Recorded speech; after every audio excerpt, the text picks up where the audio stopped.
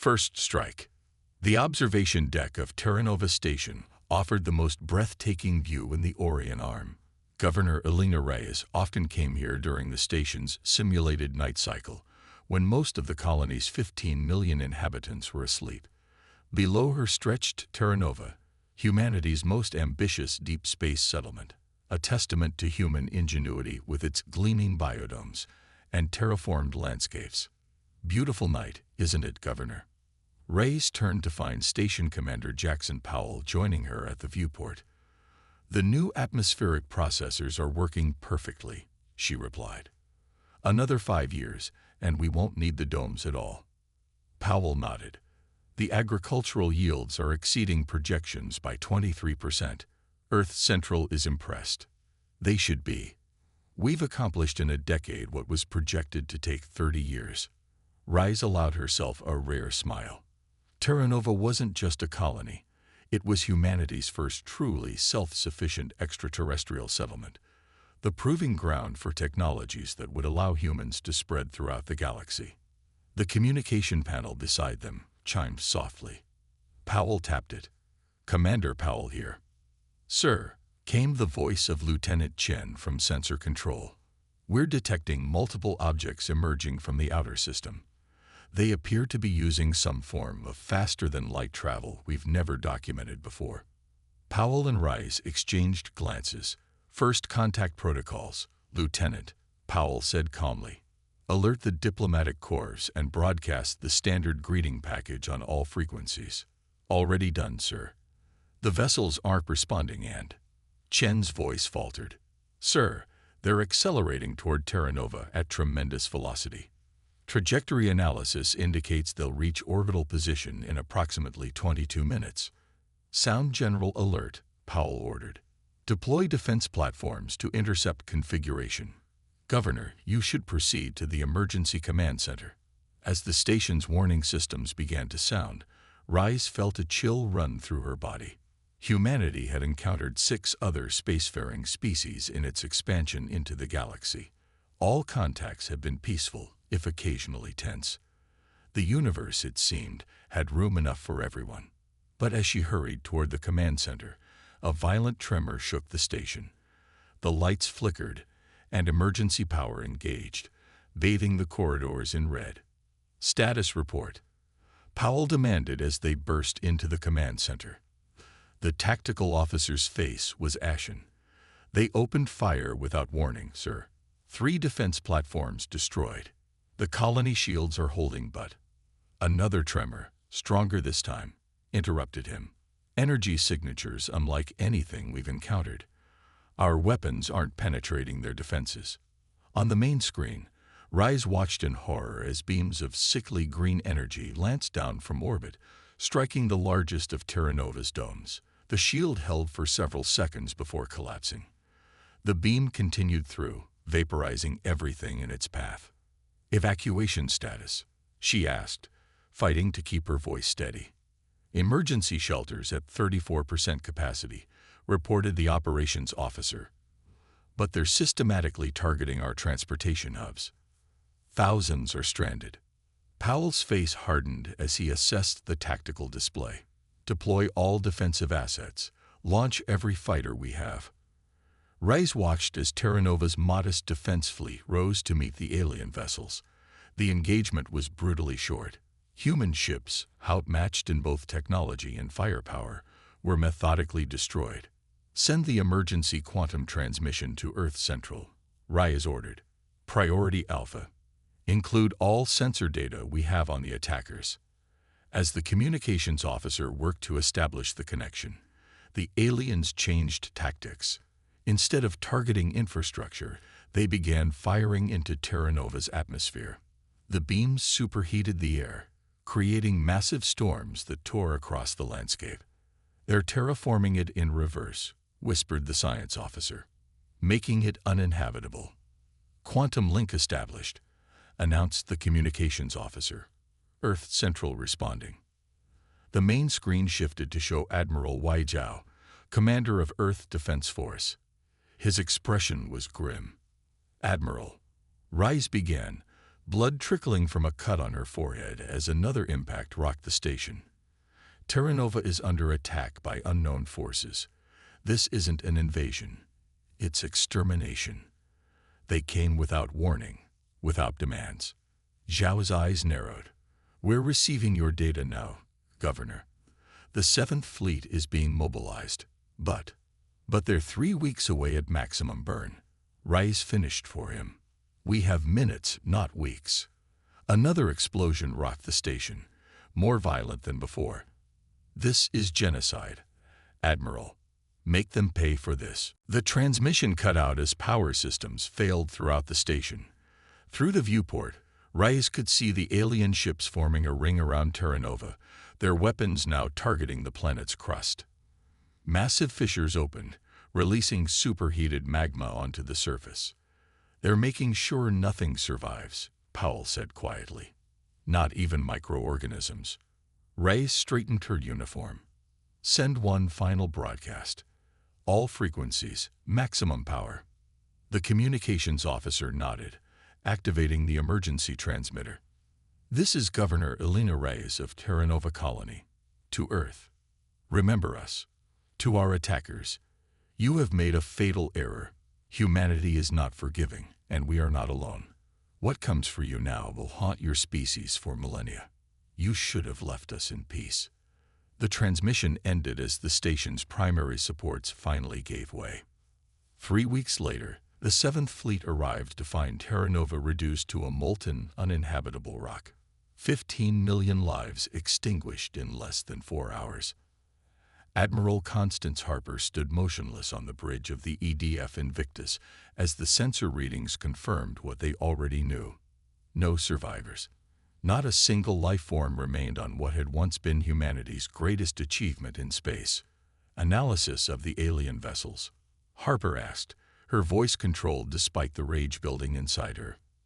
Unknown configuration, Admiral, replied the intelligence officer. Technology significantly beyond our current capabilities. Their energy signatures suggest they originated from somewhere beyond the Perseus void. Harper turned to face the assembled command staff. Recommendations.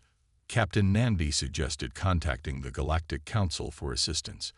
Lieutenant Commander Rodriguez proposed deploying additional defensive assets to other colonies. Harper shook her head slowly. This wasn't a misunderstanding or a territorial dispute. They didn't attempt communication. They didn't seek surrender. They exterminated 15 million humans and rendered a planet uninhabitable. She activated the holographic display showing Earth's military assets. We don't send a fleet, we send all of them. Murmurs spread through the bridge. Admiral, Captain Nandi said carefully, that would leave Earth and our other colonies vulnerable. Earth has its defensive grid. The inner colonies have their garrisons, Harper replied, her eyes fixed on the display. I want every warship we have. Every carrier, destroyer, cruiser, and dreadnought. Every vessel capable of mounting weapon systems. The strategic operations officer swallowed hard. That would be approximately 700,000 ships, Admiral. It would take months to coordinate such a force. Then we start now, Harper said. And while we gather, we prepare. Every ship will be retrofitted with our most advanced prototype weapons. Every crew will train for coordination on an unprecedented scale. She looked around the bridge, meeting each officer's eyes. What happened at Terra Nova will not happen again. We find these aliens, we learn why they attacked us, and then we show them exactly what happens when you awaken a sleeping giant. As the Invictus turned away from the graveyard that had once been Terra Nova, Admiral Harper sent a message to Earth Central. Operation Extinction Protocol is now in effect. God help us all. On Earth and throughout human space, the response to Terra Nova's destruction was immediate and unified. Political differences were set aside. Resources were pooled. Every shipyard, every manufacturing facility, every research lab focused on a single purpose: preparing humanity for war. The largest military buildup in human history had begun. Part 2. Humanity's response. 6 months after the fall of Terra Nova, The largest armada ever assembled by human hands gathered at the edge of the Sol system. 700,000 warships ranging from nimble corvettes to massive dreadnoughts stretched out in formation, their hulls gleaming in the distant sunlight. Admiral Constance Harper stood on the bridge of the flagship Retribution, a newly constructed super dreadnought nearly twice the size of any previous human vessel. Around her, officers worked with quiet efficiency, coordinating the movements of this unprecedented force. All fleet commanders report ready, Admiral, announced Captain Namdi, now her second in command. Final weapons upgrades have been completed across all battle groups. Harper nodded. The past 6 months had seen scientific advancement at a pace never before witnessed in human history. Fear and rage proved powerful motivators. Prototype weapons that had been years from deployment were rushed into production. Shield technology had been completely redesigned based on the limited data recovered from Terra Nova. Begin jump sequence, Harper ordered. All ships to maintain formation integrity during transition. Across the vast armada, jump drives engaged simultaneously, tearing holes in the fabric of space-time. The method was crude compared to the aliens' technology, but humanity had compensated with sheer numbers and determination. 3 days and 17 jumps later, the fleet arrived at the coordinates their best intelligence had identified as the aliens' likely origin point, a star system deep in the unexplored region beyond the Perseus Void. Passive scans only, Harper ordered as the fleet emerged from jump space. I want complete stealth protocol until we know what we're dealing with. Initial scans revealed a binary star system with 12 planets. The 4th planet showed signs of massive industrialization and energy output consistent with an advanced civilization. Life signs? Harper asked. Billions, Admiral, replied the sensor officer. And orbital infrastructure that dwarfs anything in human space. Harper studied the tactical display. The alien homeworld was heavily defended, with what appeared to be automated defense platforms forming a protective shell around the planet. No sign they've detected us yet, Namdi reported. Our new stealth systems appear to be working. Harper turned to Dr. Imani Kobe, lead scientist of Project Prometheus. Are you certain the translation matrix will work? Kobe nodded confidently. We've analyzed every scrap of data from Terra Nova. Their communication patterns follow predictable quantum algorithms. The matrix should allow basic understanding. Good. Send the message. Across the alien planet, every communication device simultaneously received the same transmission. Governor Reyes' final message from Terra Nova, followed by Admiral Harper's addition. We have come for answers. We have come for justice. 15 million human lives demanded. The response was immediate. Defensive platforms activated. Ships rose from the planet's surface and orbital facilities, but the aliens didn't attack immediately, which Harper took as a positive sign. Admiral, the communications officer called out. We're receiving a transmission. The translation matrix is processing. The main screen flickered to life, revealing an alien figure. Its body was vaguely insectoid, with multiple limbs and compound eyes set in a chidnous head. When it spoke, the translation came through in a flat mechanical voice. Your presence is unexpected. The cleansing of your outpost was meant to end the threat your kind represents. Harper controlled her anger. Explain what you mean by threat. Terra Nova was a peaceful settlement. Your species expands rapidly. You alter worlds to suit yourselves with no regard for the cosmic balance. Your technological development is dangerously accelerated. The directive determined your extinction was necessary for galactic stability. The directive, Harper pressed. The ancient algorithm that has guided our species for millennia. It identifies threats to cosmic stability and directs their elimination before they can spread. Harper exchanged glances with her officers. An alien civilization operating on the commands of an ancient AI. This complicated matters. Your directive is flawed, Harper responded. Humanity poses no threat to cosmic stability. We seek peaceful coexistence with all species. The directive does not err, the alien replied. Your Armada's presence here proves its assessment correct. You are a violent species capable of assembling weapons on a massive scale, only in response to unprovoked genocide, Harper countered. We came for justice, not extermination. The aliens seem to consider this. Negotiation is not within parameters. The directive has calculated a 97.3% probability that your species will eventually threaten galactic stability. The cleansing will continue. The transmission ended abruptly. On the tactical display, the alien fleet began to move toward the human Armada. They're powering weapons, Admiral, reported the tactical officer. Same energy signatures as those that destroyed Terra Nova.